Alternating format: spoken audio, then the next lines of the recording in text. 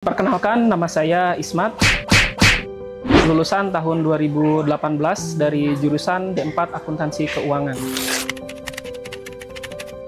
Dari sisi bisnis, itu sangat menjanjikan. Menjanjikannya dari sisi apa? Karena setiap perusahaan ataupun instansi, baik kecil maupun besar, itu membutuhkan lulusan-lulusan yang berkaitan dengan bidang akuntansi, baik itu keuangannya, akuntansi murninya, ataupun dari sisi perpajakannya. Sehingga untuk peluang karir ataupun bisnisnya itu sangat terbuka lebar untuk saat ini ataupun di masa yang akan datang.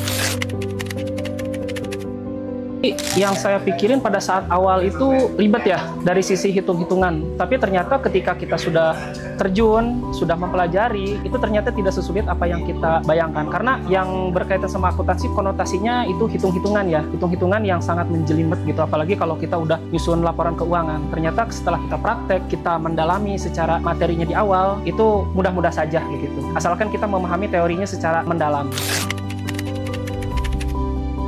Pelajaran yang paling ngena selama saya kuliah D4 Akuntansi ULBI itu dari perpajakan ya, baik dari pengantarnya ataupun perpajakan lanjutannya. Karena apa? Karena ketika kita belajar perpajakan, selain kita memahami secara teori, kita juga memahami secara prakteknya. Karena perpajakan itu kan aturannya dinamis ya, dan juga sistemnya juga aplikasi itu terus berkembang gitu, sehingga kita perlu penyesuaian dan juga penyesuaian. Kalau misalkan kita kudet atau kurang begitu mengupdate terkait dengan baik itu aturan ataupun sistem-sistem aplikasinya, kita akan tertinggal. Dari awal saya lulus sampai sekarang itu kan terjadi beberapa perubahan ya, baik dari sisi aturannya ataupun dari sisi aplikasi yang kita gunakan begitu. Makanya saya sangat tertarik untuk mempelajari dan juga tertarik untuk mendalami tentang perpajakan.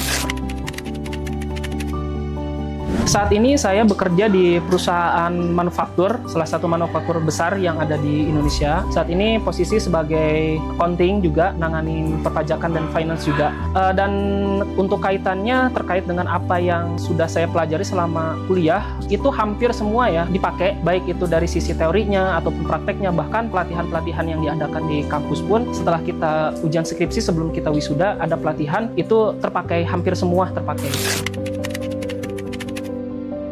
Dosen favorit pas kuliah itu Bapak Rijal Satria ya.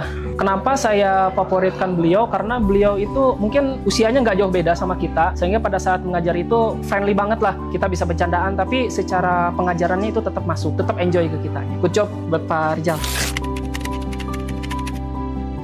Untuk adik-adik, terutama Gen Z, apabila kalian bingung untuk memilih jurusan apa ketika kalian sudah lulus sekolah SMA, maka pilihlah jurusan akuntansi. Apapun itu jenisnya ya, mau stratanya D3, D4, S1, itu pilihlah jurusan akuntansi. Mengapa saya merekomendasikan akuntansi? Karena akuntansi itu cakupannya sangat luas dan industri bisnisnya tidak terbatas. Dan kita bisa masuk ke sektor manapun, begitu, sehingga kita bisa mudah untuk mendapatkan baik yang mau bekerja ataupun misalkan yang mau bergabung dengan perusahaan-perusahaan konsultan. Apalagi ketika kita sudah punya pengalaman, baik itu di bidang akuntansi, pajak, ataupun konsultan, kita bisa mendirikan perusahaan sendiri. Jadi pilihlah jurusan akuntansi.